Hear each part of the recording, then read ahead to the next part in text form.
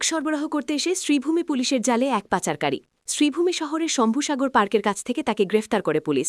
ধৃতের নাম মুন্না দে, তার বাড়ি শ্রীভূমি শহর সংলগ্ন সরিষা এলাকায়। পুলিশ সূত্রে জানা গেছে তার কাছ থেকে ২৫টি কৌটায় মোট ১২.৫ গ্রাম ব্রাউন সুগার উদ্ধার করা হয়েছে।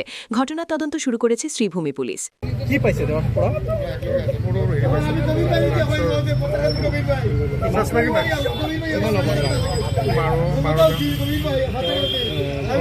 সরিষা পাচার করার কারণে আহিছে তেনেকুৱা বেচা বিক্ৰী কৰি ফুৰে আপোনালোকে কেনেকৈ ভিতৰৰ চ'ৰ্চ লগাইছিলোঁ তাক আমি বিশ্বাস কৰিছিলোঁ এতিয়া চিজ কৰিছোঁ আইনতো ব্যৱস্থা কিমান ভেলু কিমান 12